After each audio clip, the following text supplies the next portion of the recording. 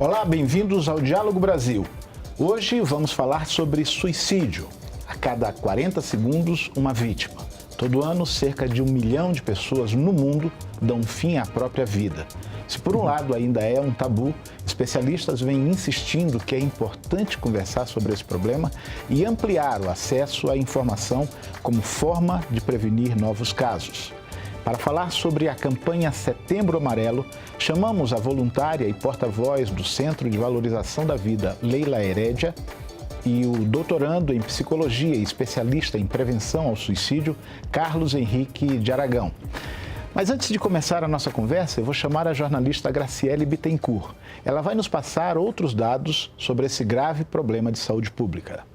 Maranhão, a questão do suicídio sempre foi cercada de tabus e de muito silêncio. O problema atinge todas as classes sociais e todas as idades e mata quase 1 milhão de pessoas por ano. Para você ter uma noção, o suicídio mata mais gente que a AIDS e que muitos tipos de câncer. Só no Brasil são 32 mortes por dia e essa é a terceira causa de morte entre jovens de 15 a 29 anos. Dados do Ministério da Saúde mostram que os homens morrem mais por suicídio que as mulheres. A taxa de mortalidade entre eles é 3,6% maior. A mortalidade entre indígenas também é 3 vezes maior do que a registrada entre os não indígenas. O mais impressionante, Maranhão, é que, segundo a Organização Mundial de Saúde, 9 em cada 10 casos poderiam ser prevenidos. Então, de uns anos para cá, a gente tem percebido que o tema está saindo das sombras, que as pessoas estão perdendo o medo de falar sobre suicídio e que a gente passou a ter mais informações sobre o assunto. Mas como identificar pessoas que precisam de ajuda? E quais são os desafios para diminuir os índices de suicídio? Olha, eu transfiro o questionamento feito pela Grace para a Leila, que é uma representante de uma instituição que há muitos anos lida com esse problema. Como é que a gente pode identificar e ajudar as pessoas que têm uma tendência a cometer o suicídio? Bom, boa noite. Para identificar, a gente precisa observar como a pessoa está. Então, se a pessoa está isolada, se ela está mais recolhida, se ela está com um comportamento diferente do usual, talvez ela esteja precisando de ajuda. E nesse momento, qualquer um de nós pode atuar em rede e perguntar para ela: como é que você está? Estou vendo que você está diferente, eu posso te ajudar em alguma coisa? Então é um momento de ajudar, de buscar atuar, para envolver aquela pessoa, para que ela se sinta confortável para falar dessa dor psíquica que ela está passando. Às vezes é uma dor, uma angústia de tal tamanho que ela não consegue falar sobre isso. Então é dessa forma que o CVV atua, né? A gente acolhe essa pessoa, respeita com sigilo, no anonimato, que se ela quiser manter, mas de uma forma que ela consiga expressar os sentimentos que ela está passando ali naquela situação. Ô Carlos, você lida com a prevenção ao suicídio, né? É possível traçar uma característica da pessoa que está propensa a cometer o suicídio, pelo seu estudo, pela sua experiência? Bom, boa noite também. Veja, complementando o que a Leila falou, né? Assim, nós não fechamos um determinado perfil. Muitas vezes as pessoas perguntam: existe um perfil? Isso é muito variado, né? As pessoas são diferentes, agem diferente, de diferentes formas. Então, em relação a esses sinais que a Leila colocava, a gente pode acrescentar um outro que é muito importante que a gente observe, que a gente chama de anedonia, que é quando as pessoas vão perdendo o prazer em atividades nas quais elas tinham prazer anteriormente. Então, o isolamento social, a tristeza profunda, mudanças bruscas de comportamento, como ela disse, a agressividade, né, traços maiores de impulsividade, depressão, transtornos mentais associados, né, especialmente a depressão, mas não só, né, tem alguns transtornos mentais que são mais associados ao comportamento suicida, como a depressão, os transtornos de humor, especialmente depressão e transtorno bipolar, mas também transtorno de personalidade borderline, esquizofrenia, que é um transtorno psicótico, e abuso de substâncias, ou seja, o abuso de álcool e outras drogas também é um outro transtorno mental muito associado ao comportamento suicida. Portanto, esses sinais né?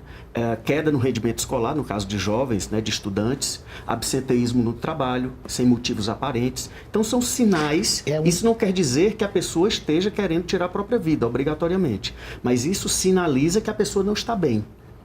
E ao menor sinal de que uma pessoa não está bem, como disse a Leila também, nós precisamos estender a mão, né, e cada um oferecer a sua forma de ajuda. É um leque muito amplo, não é, Carlos? É um leque muito amplo. Ô, Leila, o que você me diz da experiência do CVV? Quer dizer, a gente precisa, de fato, tratar desse tema, falar dele como uma técnica até de prevenção, não é isso? Exato, porque na medida que a gente fala, a gente quebra esse tabu, né? Porque a pessoa fala, eu estou com um problema cardíaco, eu estou com um problema no pé, eu estou com epilepsia, mas a pessoa tem dificuldade para falar quando é uma dor psíquica, ela se sente julgada, ela teme que ali que o outro não entende. Alguma coisa similar ao que aconteceu com o câncer. Há 20 anos a gente não falava a pessoa, eu estou com câncer. A gente falava, a pessoa está com aquela doença ruim. Não citava nem o nome. Isso, exatamente. Hoje a gente observa que isso ocorre com o suicídio. A pessoa não fala, ela está pensando em se matar. Tem até dificuldade de falar, como é que você está? E a pessoa, nossa, estou muito mal, eu quero me matar. A pessoa já assusta, né? O outro ali já assusta. E, na realidade, essa dor que a pessoa sente na alma acontece com qualquer um. A gente não precisa ser alegre o tempo todo, não precisa ser triste o tempo todo. A gente pode falar sobre as emoções que a gente está passando de uma forma natural. E complementando o que o Carlos falou, tristeza não é depressão. A gente pode estar triste, a gente não tem obrigação de estar alegre o tempo todo, como às vezes aparece nas redes sociais, aparece na conversa entre amigos e tal. Então a pessoa parece estar bem. Tristeza não é depressão, mas pode ser um dos sintomas. Um dos sintomas. Falar em sintomas, o Carlos lembrou sobre uma frustração profissional. A gente recebeu o depoimento da Eliane Raenck. O pai dela era um trabalhador rural que, depois da aposentadoria, já ameaçou tirar a própria vida algumas vezes. Vamos ver o que ela diz. Uma das dificuldades é o acesso também, né? O acesso a um atendimento psiquiátrico, a um especialista, né? E também tinha até o reconhecimento da própria família de que ele estava apresentando problema, que deveria buscar essa ajuda, né? Então os caminhos às vezes não são tão fáceis, né? Eu acredito que se a gente tivesse buscado ajuda antes, ele não estaria nessa situação, não estaria tão grave, né?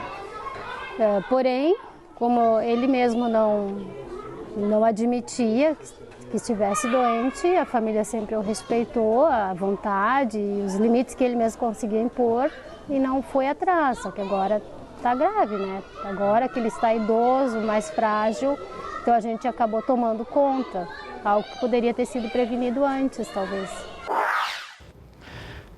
Carlos, ela fala sobre a família perceber e às vezes ficar na dúvida se respeita o limite, se ultrapassa esse limite no sentido de ajudar. Qual é o comportamento mais adequado quando a família percebe algum problema, alguma manifestação dessa? Bom, em primeiro lugar, é importante lembrar que um dos principais, eu não diria um dos principais, mas um dos importantes fatores de risco para o suicídio na terceira idade é uma aposentadoria mal planejada.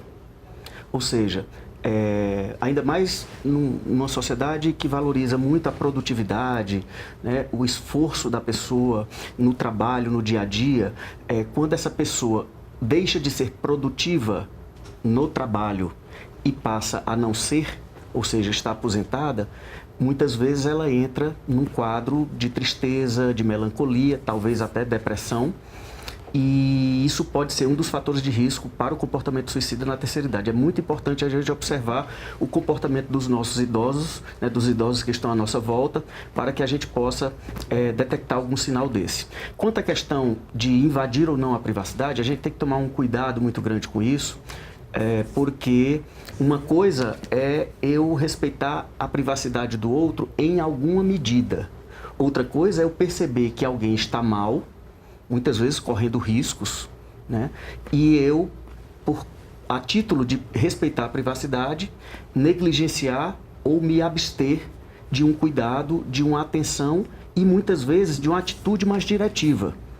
Por exemplo, quantas vezes eu recebo ligações de pais cujos filhos não estão bem e que perguntam o que eu posso fazer para levar o meu filho no psicólogo, no psiquiatra, ou nos dois, porque ele está muito resistente. Bom, o primeiro trabalho que a gente precisa fazer é de convencimento dessas pessoas, né? Ou seja, eu não consigo ver formas muito mirabolantes disso. Para mim, basta eu sentar à sua frente, olhar no seu olho, mas num ambiente mais privativo, mais privado, né? Porque ninguém vai falar das suas dores, ainda mais, de repente, em relação a tirar a própria vida, sentimentos como esse, em público. Com o tempo adequado, sem ficar olhando no celular, olhar no olho da pessoa e dizer, bom, como é que você está e o que eu posso fazer por você, como disse a Leila. E nesse momento, muitas vezes, essa pessoa precisa levar a outra às consultas, porque se deixar na mão dela a decisão, como ela já não está bem, é capaz de ela não ir. Ô Leila, o Carlos cita essa questão de olhar no olho e falar abertamente, mas o CVV tem uma característica que é do anonimato das ligações, né? Você acha que isso também favorece o fato da pessoa não estar à frente, tomar coragem de ligar para o CVV e falar abertamente sobre o que está sentindo? Também é um fator que favorece esse cuidado, esse auxílio? Muitas vezes facilita, porque na medida em que a pessoa liga e ela fala só aquilo que ela quer, ela pode falar o nome, ela pode falar a profissão, o estado em que ela mora, mas isso para a gente não é o mais importante. O mais importante é o sofrimento, é o que a pessoa está passando ali naquele momento. Então, às vezes ela se sente mais à vontade, digamos assim, para falar sobre os sentimentos dela com alguém desconhecido. Isso pode acontecer, né? Então ela se sente ali resguardada naquele anonimato, naquele sigilo da ligação, se sente mais confortável para falar sobre os sentimentos. E complementando a questão dos idosos, a solidão é um fator muito forte para os idosos. Tanto que as taxas de suicídio têm crescido entre os idosos e um dos motivos apontados pelos especialistas exatamente está aí, na solidão, no achar que está incomodando a família, que é um peso para o outro, no não se perceber mais como produtivo e não só não produtivo, como também está atrapalhando a vida dos outros. Leila, nós vamos fazer um breve intervalo, daqui a pouquinho a gente volta para tratar mais sobre o Setembro Amarelo e as prevenções, as ações de prevenção contra o suicídio.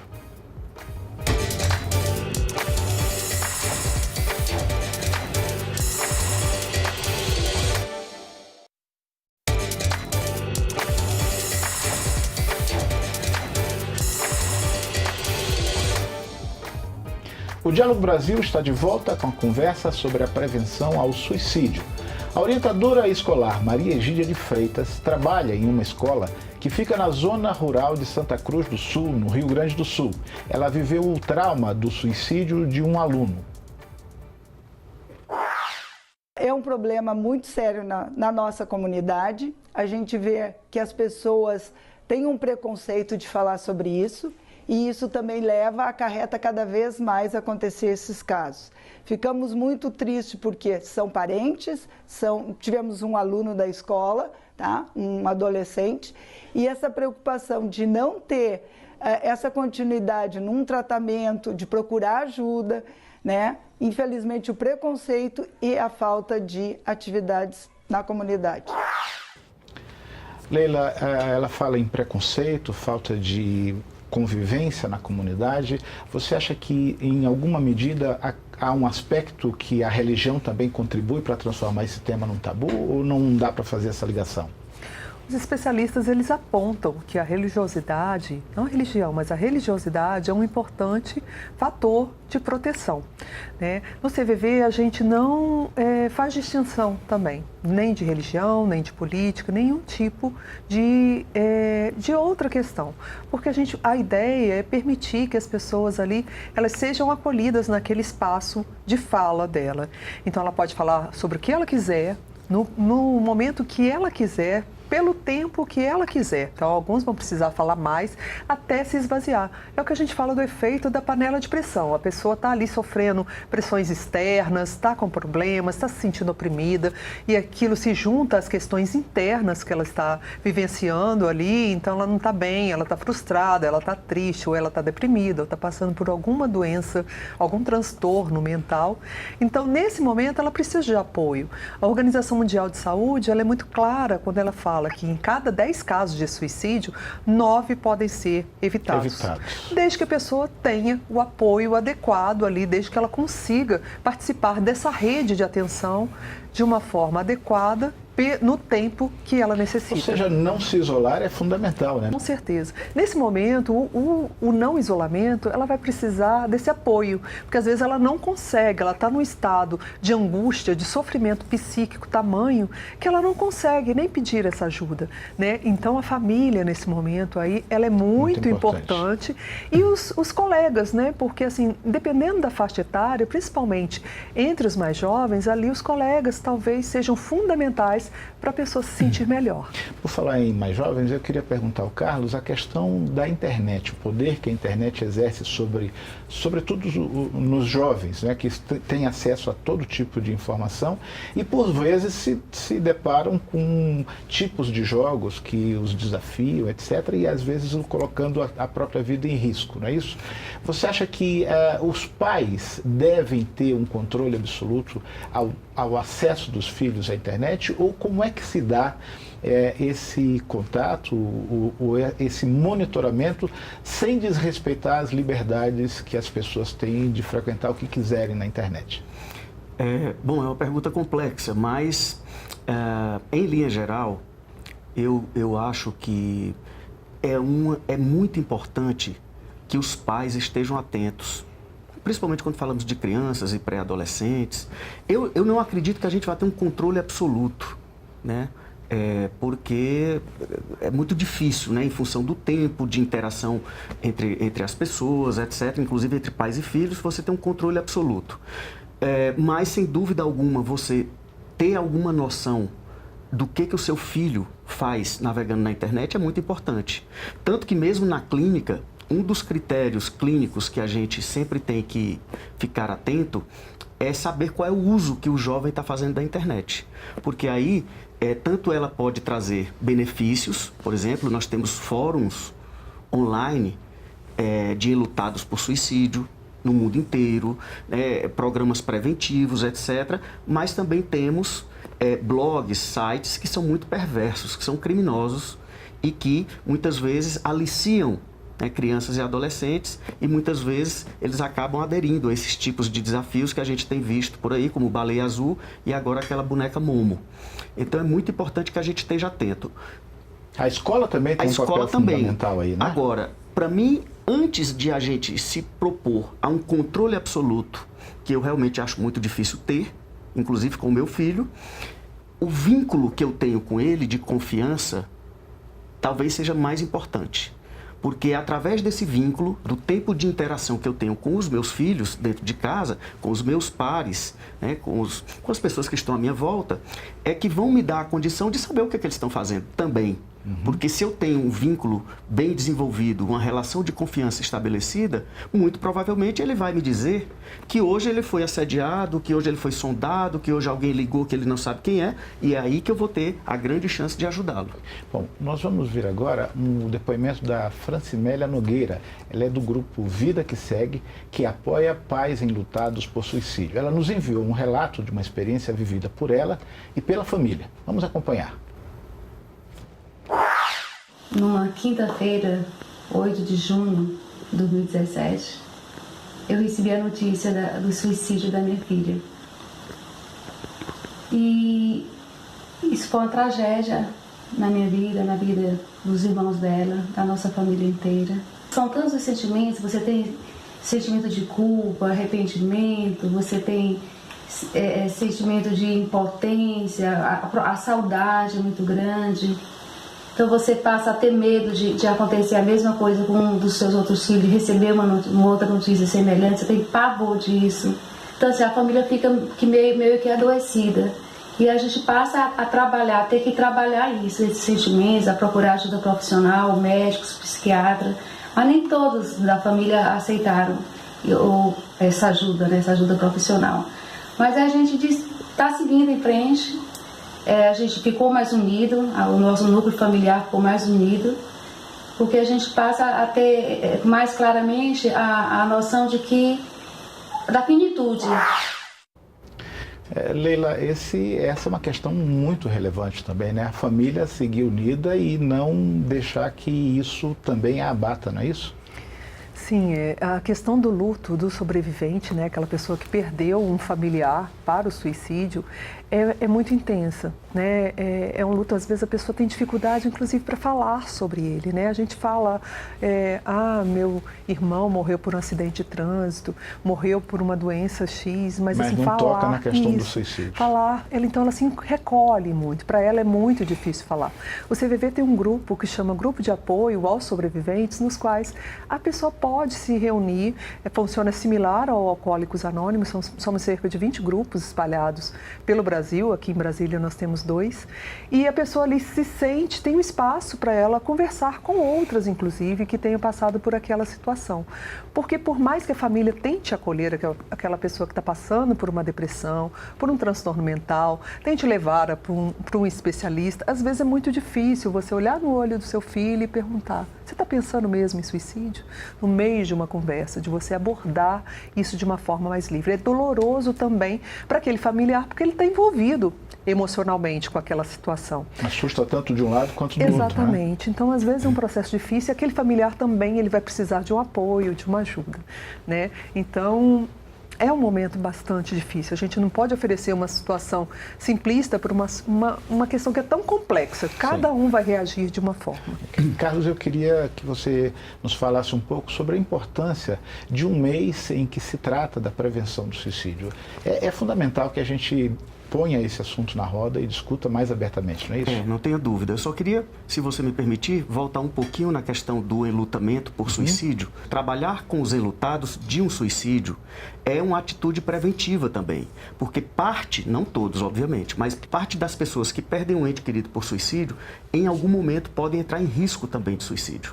Tamanha a dor e tamanha a complexidade desse tipo de luto. O enlutamento por suicídio é um tipo de enlutamento que gera uma dificuldade ainda maior de elaboração do processo de luto. Quanto à questão do Setembro Amarelo, sem dúvida alguma, né, que é um mês em que todos nós que militamos nessa questão da prevenção do suicídio, nessa causa, nos colocamos completamente à disposição da sociedade para entrevistas, palestras, conversas, rodas de conversa, porque quanto mais nós falarmos, melhor será a compreensão da sociedade sobre a complexidade desse fenômeno. Os números também nós precisamos eventualmente saber, porque isso não acontece só na minha família ou na sua. Infelizmente, nós estamos vendo as taxas crescerem e é muito importante que as autoridades também estejam atentas através desses relatos, dessas reportagens, para que cada vez mais as políticas de saúde e os atendimentos na saúde pública estejam mais qualificados para atender essas demandas. Ok, o nosso tempo está quase terminando, mas eu queria que você, Leila, encerrasse falando um pouco mais sobre o trabalho do CVV, como é que funciona aí o acesso das pessoas a esse trabalho e o voluntariado, que é muito importante, não é isso? Sim, eu falo que falar do CVV, né, falar de prevenção do suicídio, na realidade é falar da vida. A gente está ali garantindo que a pessoa possa ter um espaço de acolhimento. E é isso que a gente faz no CVV. Então lá a gente ouve de uma forma sigilosa, de uma forma respeitosa. O CVV funciona como se fosse um pronto-socorro emocional. Funciona naquele agora que a pessoa está passando por um momento que ela não consegue um apoio externo, ela não tem com quem desabafar, pode ser na madrugada, enfim, qualquer momento. O CVV funciona 24 horas, então de manhã, de tarde, de noite, madrugada, nos 365 dias do ano. Se a pessoa ligar na noite de Natal, ela vai ter alguém lá para ouvi-la. E também tem o cvv.org.br, no qual a pessoa vai saber de todas as formas de atendimento disponíveis. Ok, eu agradeço muito a participação dos senhores aqui e tenho certeza que a nossa conversa vai contribuir para tornar esse assunto um pouco mais claro, um pouco mais bem compreendido.